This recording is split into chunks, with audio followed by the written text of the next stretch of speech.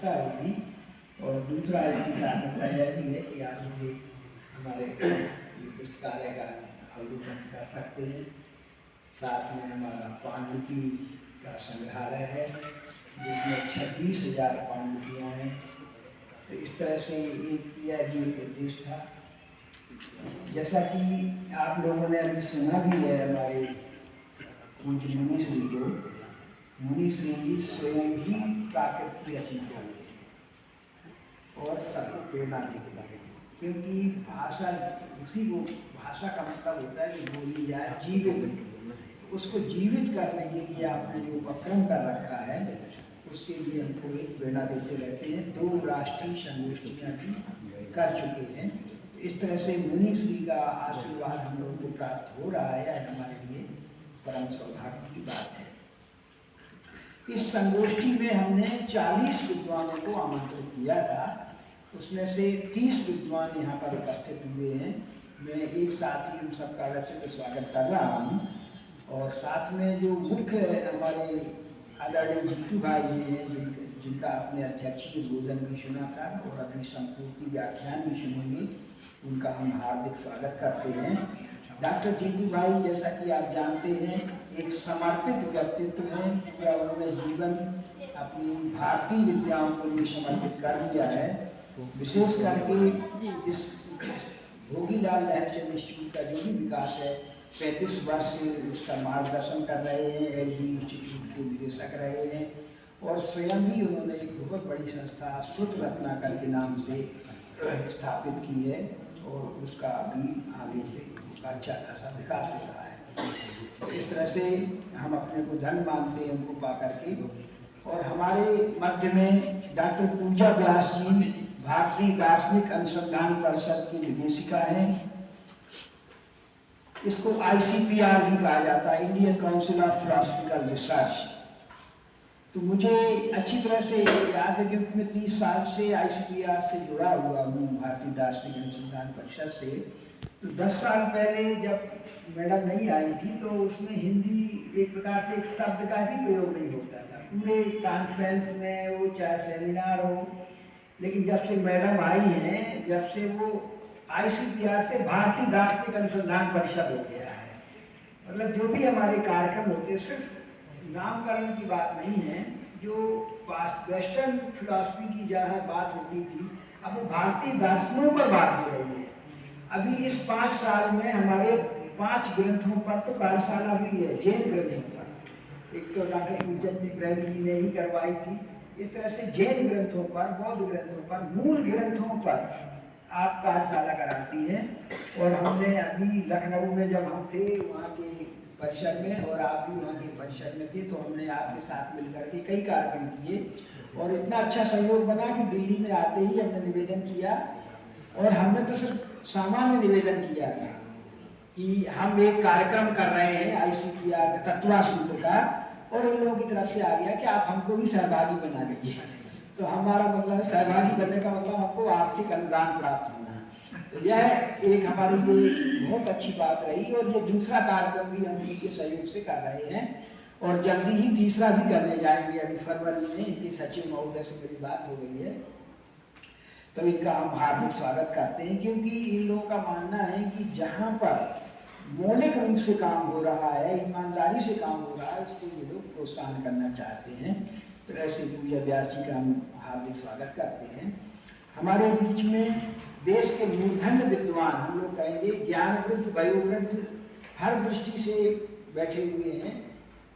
Doctor Ramesh Chand ji तो हमारे सभी विद्वानों में बैठने, डॉक्टर धर्मचंद जी हैं, 84 ईयर्स के हैं और इनका संस्कृत, पाली, प्राकृत तीनों भाषाओं में समान अधिकार है। ऐसे विद्वान बहुत ही कम होते हैं जो तीनों भाषाओं के, भाषा साहित्य पर भी और साहित्य पर भी और लैंग्वेज पर भी, दोनों पर उनका अच्छा कमांड है। तो इस तरह से हम लोगों के प्रति उनका अनुकंपा है कि वो आशीर्वाद देने के लिए अपने ज्ञान को, मैं कल देख रहा था कि उनका इतना ज्ञान हम लोगों के प्रति उमड़ रहा था कि हम लोगों को रोकना पड़ा गया, हम लोगों को बना नहीं पाए।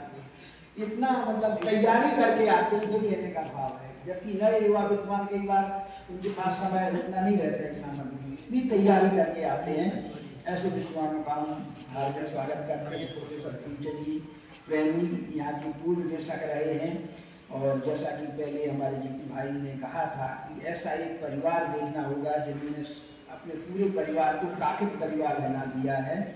इस तरह से ऐसे विद्वान का उनके परिवार में उनकी अभी आपने मंगलाचरण भी सुना, और इनके मंगलाचरण को जो सर्वधर्म सम्मेलन होता है 15 अगस्त 26 जनवरी आदि में राष्ट्रीय स्तर पर जिसमें प्रधानमंत्री भी रहते हैं, तो जैन धर्म की तरफ से उनका प्रतिनिधित्व होता है। तो मैं ऐसे कृपा करके भी उनका स्वागत करता हूँ। हमारे बीच में डॉक्टर जय कुमार जी बैठे हुए हैं। डॉक्टर जय कुमार जी वैसे तो सनातन धर्म कॉलेज में अध्यापक के रूप में, लीडर के रूप में वहाँ से निवर्तमान है, लेकिन वर्तमान में सेवानिवृत्त होने के बाद में लाडू में अभी इमरिटस प्रोफेसर भी हैं, और सांगानेर का एक हमारा जैन छात्रावास है श्रवण संस्कृति संस्थान, उसके वो अधिष्ठाता हैं।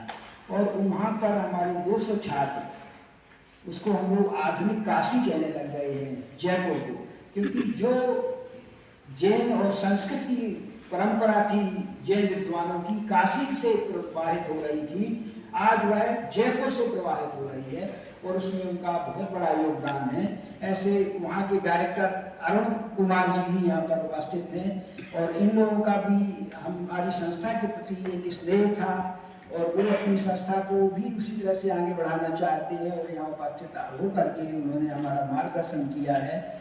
इसी तरह से हमारे बीच में डॉक्टर कुसुम पटेलिया जी, जो नागपुर यूनिवर्सिटी से सेवानिवृत्त प्रोफेसर आचार्य है और हेड ऑफ द डिपार्टमेंट भी रही है। आज उन्होंने अपने को कहा कि वो मात्र साहित्य की विद्यार्थी रही है, अध्यापक रही हैं, लेकिन हम तो उनको दर्शन का अध्यापक मानते थे, क्योंकि उनके जो मौलिक लेख हैं दर्शन के, वो हमारे लिए बहुत ही महत्वपूर्ण है। मैडम, इनके मौलिक लेखों की यह विशेषता है कि उसके मूल सूत्र खोज करके उपस्थित करते हैं। सांख्य दर्शन को किस तरह से श्रवण संस्कृति के मूल सूत्र बैठे प्राप्त होते हैं, इस तरह से मौलिक ग्रंथ प्राय हम देखते हैं कि मैं कई पत्रिकाओं का संपादक रहा हूँ, उनके लेख हमको मिलते रहते थे, हमेशा उनका लेख मौलिक हुआ करता था और बिल्कुल अनुपम भी हुआ करता था, जिस पर लोगों की दृष्टि नहीं जाती थी। तो ऐसे विद्वान को ला करके ही हम लोग किताब हुए हैं। इसी के साथ ही में पूरे हमारे विद्वत परिषद के अध्यक्ष डॉक्टर अशोक कुमार जी, इन्होंने अनेकांत पर काम किया है, काशी हिंदू विश्वविद्यालय में ही प्रोफेसर प्रद्युम्न शाही, डॉक्टर अशोक जी जो कि पूना में हमारा जैन इंसाइक्लोपीडिया बन रहा है, जैन डिक्शनरी उस पर काम कर रहे हैं, और हमारी संस्था में 20 वर्ष तक काम किए हैं।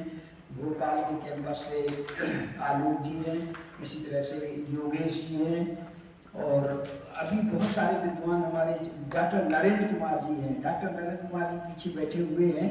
इन्होंने तो पूरा एशिया में भ्रमण करके कैसे पुरातत्व के जैन तत्व वहाँ पर प्राप्त होते हैं, उन पर बहुत मौलिक काम किया है और बहुत परिश्रम वाला काम किया है। डॉक्टर अरुणा शुक्ला जी हैं, वहाँ की प्रोफेसर लखनऊ यूनिवर्सिटी की। इस तरह से 30 विद्वान अत्यंत, और यह भी देखिए हमारे लिए बहुत ही सौभाग्य की बात है कि हमारे यहाँ जो जैन स्कूल चलता है, मैडम उनको तो हम स्वागत करते हैं, अनुपम भरद्वाज जी, अनुपा भरद्वाज जी। आप जब एक साल में एक बार अपने अध्यापकों का मोटिवेशनल एक प्रशिक्षण करवाती हैं, पूरे दिल्ली के स्कूल के भी आते हैं, और हम लोग भी उस पर सम्मिलित होते हैं कि एक अध्यापक को किस तरह से अपडेट, जैसे यूनिवर्सिटी में तो हम लोगों ने रिफ्रेशर कोर्स देखा था कि अध्यापकों को रिफ्रेशर कोर्स कराते हैं, लेकिन स्कूल टीचर को भी किस तरह से अपडेट होना चाहिए। और मैंने तो वहाँ के जो मार्गदर्शक हैं डॉक्टर श्री डी.के. जैन साहब, उनसे निवेदन किया था उद्घाटन सत्र में भी, और हमारे उद्घाटन सत्र का जो एक सौभाग्य रहा कि पद्मश्री चमू कृष्ण जी शास्त्री उसमें आए थे उनके साथ, और वो देश के अत्यंत ही विलक्षण, मतलब ऐसे पुरुष हैं जो, जैसे कि लोग कहते हैं ना कि गंगा को अवतरण करने के लिए भागीरथी प्रयास किया जाता है, तो उस तरह से संस्कृत के प्रचार प्रसार में उनको भागीरथी प्रयास किया गया है उनके द्वारा, और आज उन्होंने लाखों शिक्षक तैयार कर दिए हैं। और यही कारण है कि भारत सरकार ने उनको पद्मश्री की उपाधि दी, और इस समय जो भारतीय भाषा विभाग है शिक्षा विभाग का, उसके वो अध्यक्ष के रूप में चुने गए हैं और उनका ध्यान अब सभी भारतीय भाषाओं के विकास पर गया है। और उन लोगों ने स्वयं ही हमारे संस्था को भी चुना है। एक उनने स्कीम चलाई है कि पूरे भारत से उन्होंने 11 विशिष्ट संस्थाओं को चुना है पूरे भारत से, जिसमें संस्कृत, पाली और प्राकृत तीनों विषय को मिला करके उन्होंने ऐसी 11 संस्थाओं को, जिससे कि वो पोषण करना चाहते हैं कि सरकार की तरफ से और उसका पोषण हो, स्वयं व्यवस्थित हो। और यह हमारा एक सौभाग्य है कि दूसरे नंबर में हमारा नाम है उसमें। पहले नंबर में भंडारकर ओरिएंटल इंस्टीट्यूट का नाम है और दूसरे नंबर में भोगीलाल नेशनल इंस्टीट्यूट का नाम है। तो यह मतलब एक अत्यंत सौभाग्य की बात है हमारे लिए। और जीतू भाई की संस्था भी उस पर चुनी गई है, श्रुत रत्नाकर। और यही नहीं, पहले क्या होता था, भारत सरकार की जो स्कीमें निकलती थी उसमें एनजीओ के लिए एक लिमिटेशन हुआ करता था कि वो 10 लाख तक का ही अनुदान उनको देते थे। मतलब एक अंदर की जो एक उनकी होती थी ना सीमा कि एनजीओ को 10 लाख तक का ही अनुदान देंगे। तो उसमें इन्होंने एक व्यवस्था बनाई है कि जिनको हमने विशिष्ट संस्थाओं के रूप में चयन किया है उनको हम 1 करोड़ रुपये तक का भी अनुदान दे सकते हैं। और हम लोगों से प्रपोजल भी मांगे गए कि आप 1 करोड़ रुपये तक के अपने प्रपोजल भेजिए और उसमें से हमको 70% का मतलब अनुदान स्वीकृत हुआ है। अभी तक हमारे इस संस्था का पहला इतना बड़ा अनुदान हमको प्राप्त हुआ है और जिसको हमको 2 साल के अंदर उसमें कार्य भी करना है। तो उस उद्घाटन सत्र में एक और विशेषता रही कि जो ICPR के सदस्य सचिव हैं श्री सच्चिदानंद मिश्र जी, उन्होंने संपूर्ण भारतीय दर्शन और शास्त्र वार्ता समुच्चय के संदर्भ में जो एक नवनीत निकाल के विद्वानों के समक्ष उपस्थित किया था, तो निश्चित रूप से सभी लोग बहुत ही उपकृत हुए थे। तो हम लोगों का एक कहें कि जैसे बैल बिजनेज हार्डन आरंभ ही हमारा इतना बढ़िया हो गया था, फिर मध्य भी हमारे साथ में चंपू कृष्ण शास्त्री जी आ गए, साथ में हमारे वरिष्ठ 3 विद्वान आ गए और संपूर्ति सत्र में महाराज श्री का हमको आशीर्वाद प्राप्त हो रहा है। तो हम लोग अपने आप को सार्थक मानते हैं।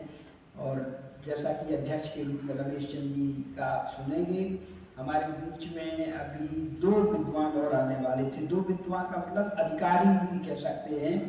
हमारी इस संस्था के साथ में 3 संस्थाओं का, भारत की जो अत्यंत महत्वपूर्ण संस्थाएं हैं, 3 संस्थाओं का बहुत ही उपकार भी कहिए और प्रेम भी कहिए। एक ये भारतीय दार्शनिक अनुसंधान परिषद है और दूसरा हमारा राष्ट्रीय संस्कृत संस्थान है। तो राष्ट्रीय संस्कृत संस्थान के जो रजिस्ट्रार हैं मुरली कृष्ण जी, उनको हमने बुलाया था, उन्हें समय भी दिया है और वो मीटिंग में बैठे हुए हैं। और उनका कहना था कि जैसे ही मीटिंग खत्म होगी मैं आऊँगा जरूर, चाहे 4 बज जाए। तो इस तरह से उनका भी बहुत हम लोगों के प्रति स्नेह है। और तीसरी संस्था है नेशनल मैन्युस्क्रिप्ट मिशन। उनके द्वारा हमारे जो 25,000 मैन्युस्क्रिप्ट हैं सब डिजिटलाइजेशन उनके द्वारा किया गया है, पूरा खर्चा उन्होंने उठाया है। और अभी भी जब भी हम कोई काम करते हैं तो उसमें हमारे लिए सहयोगी रहते हैं। तो इन 3 संस्थाओं के साथ में हमारी समाज के द्वारा और विद्वानों का भी हमारे साथ बहुत बड़ा सहयोग है, जिसके कारण से हम लोग आगे बढ़ रहे हैं। और पूज्य मुनि संघ का भी हम लोगों के साथ आशीर्वाद है। इन्हीं शब्दों के साथ में आज हमारा एक और सौभाग्य प्राप्त हुआ कि मुनि संघ के कारण हमारे समाज के भी बहुत लोग आ गए। उन सबका भी मैं हार्दिक स्वागत करता हूँ और निवेदन करता हूँ कि इसी तरह समाज जो भी है हमारी, वो इसी संस्था से जुड़े रहें। धन्यवाद।